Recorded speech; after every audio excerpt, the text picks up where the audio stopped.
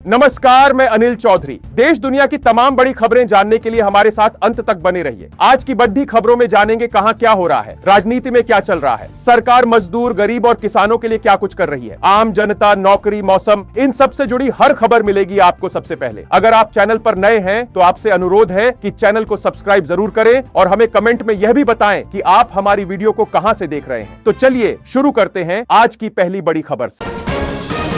AMIM के राष्ट्रीय अध्यक्ष असदुद्दीन ओवैसी ने प्रधानमंत्री नरेंद्र मोदी पर तीखा हमला बोला। उन्होंने कहा कि देश का गरीब किसान भूखा सो रहा है और ये सरकार पूंजीपतियों में पैसा बांटने में लगी है। सर, देश का गरीब जो आज भूखा सो रहा है, वो देश के प्रधानमंत्री मोदी से पूछ रहा है कि मैं रात में और मेरे बच्चे भूखे सोते हैं, मगर देश में 215 बिलियनर पैदा हो गए। कब तक गरीब का पैसा बिलियनर को जाएगा? गरीब घरों की महिलाएं देश के प्रधानमंत्री से सवाल कर रही हैं कि जो कॉस्ट ऑफ बेसिक ग्रोसरीज था वो 68% इजाफा क्यों हो गया? मोदी सरकार को उसकी खबर है या नहीं? देश की माएं सवाल कर रही है मोदी सरकार से कि उज्ज्वला योजना के सिलेंडर जो 2015 में कीमतें थी वो डबल हो गई, आज वो कीमतों को सिलेंडर को रिफिल नहीं करा सक रही है। ओडिशा की एक महिला सांसद ने सदन में एक बड़ा गंभीर मुद्दा उठाया। उन्होंने कहा कि पढ़ाई एक धंधा बन गई है। अब स्कूल वाले मुनाफा कमाने के लिए कम रेट वाली किताबों को भी रेट बढ़ाकर बेचते हैं। देखिए पूरी खबर। आजकल शिक्षा व्यवस्था सबसे ज़्यादा मुनाफाखोर धंधा बन चुका है।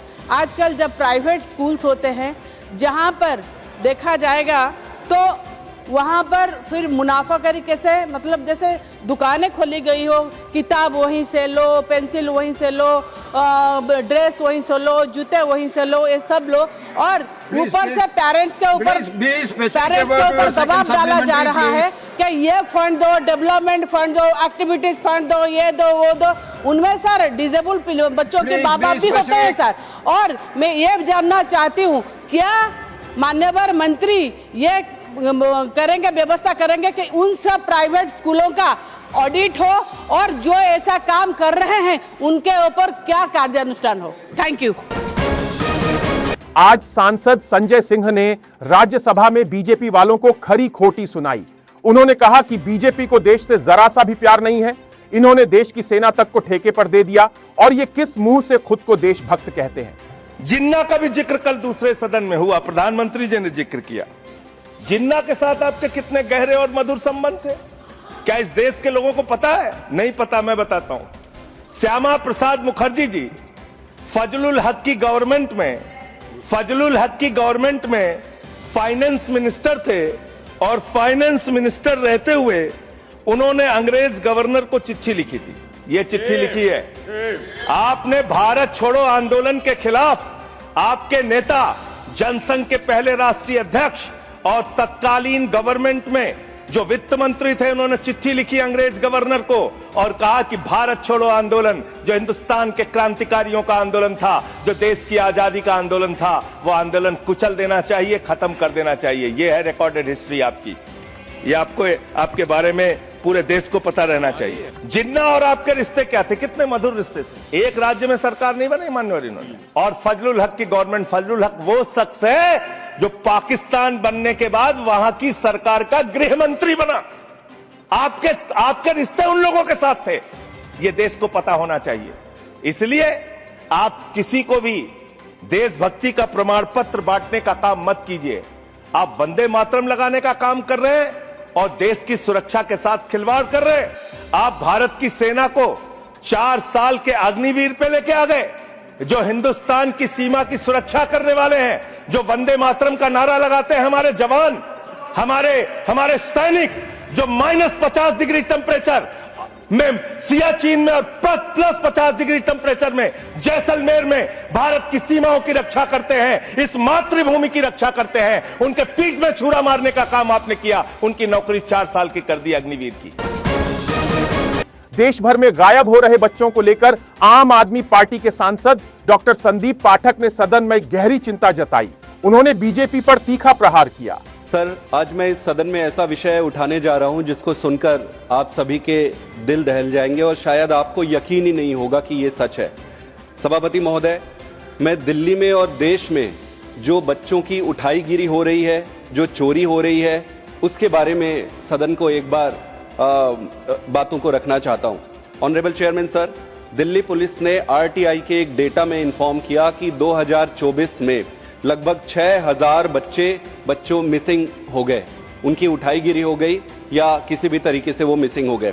ऑनरेबल चेयरमैन सर, ये सिर्फ 2024 की बात नहीं है, आप साल दर साल देखते जाएंगे तो 6000, 7000 बच्चे मिसिंग होते जा रहे हैं। इसमें 72% जो मिसिंग हो रहे हैं बच्चे वो गर्ल चाइल्ड है। ऑनरेबल चेयरमैन सर, ये जो मिसिंग हो रहे हैं बच्चे, उनमें से about 40 to 50% belong to a minor category.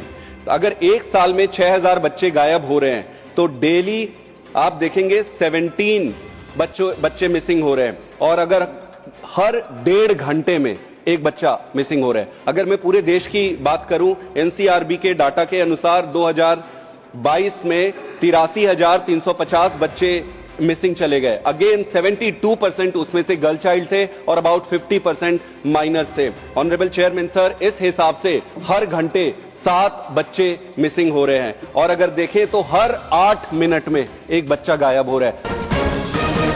Congress नेता इमरान प्रताप गढ़ी ने जीएसटी को लेकर बीजेपी पर तगड़ा प्रहार किया।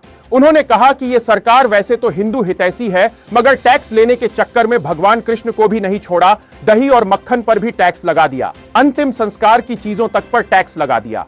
क्या कुछ कहा, आप भी सुनिए। खुद को धार्मिक कहने वाली सरकार भगवान श्री कृष्ण के प्रिय खाद्य पदार्थों दही और मक्खन तक पर जीएसटी लगाती है और बात करती है मध्यम वर्ग की हिमायती होने की। जिंदा रहते हुए जनता से हर चीज पर टैक्स वसूलने वाली यह सरकार कम से कम मरने पर तो लोगों को बख्श देती, लेकिन नहीं, वहां भी लूटना है। अंतिम संस्कार के सामान, अगरबत्ती, धूप बत्ती, केवड़ा जल, चंदन पाउडर, जौ, बताशा, काला तिल, पंचरत्न, कपूर और कफन तक पर टैक्स लेने वाली यह सरकार किस मुंह से खुद को मध्यम वर्ग का हितैषी बताती है?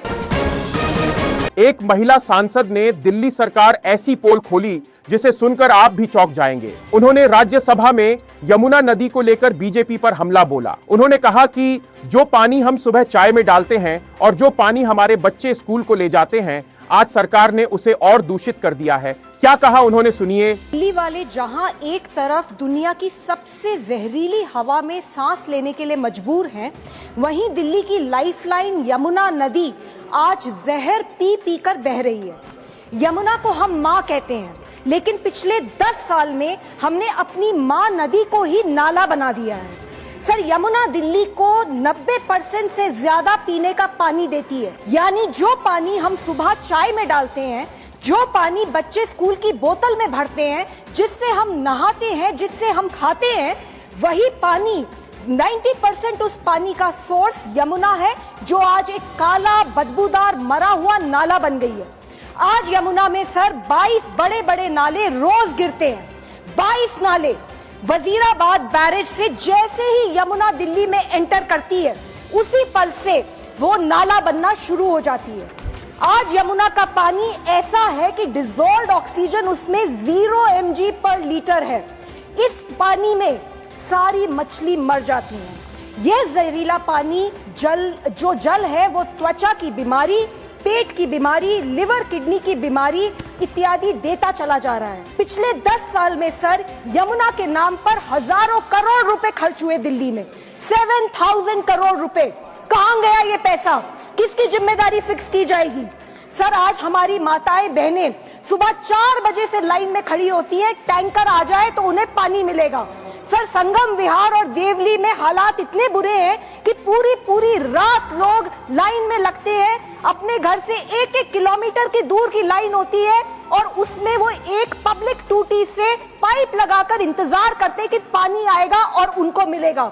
सर, अगर यमुना साफ कर दी जाए तो ये किल्लत जो पानी की दिल्ली में है, ये एक झटके में खत्म हो सकती है। खबरों में अंत तक बने रहने के लिए धन्यवाद। आपसे एक अनुरोध है, वीडियो को लाइक करके चैनल को सब्सक्राइब जरूर कर लें ताकि सच्चाई आप तक पहुंचती रहे। और हाँ, कमेंट में बताएं ये खबर आप कहां से देख रहे हो।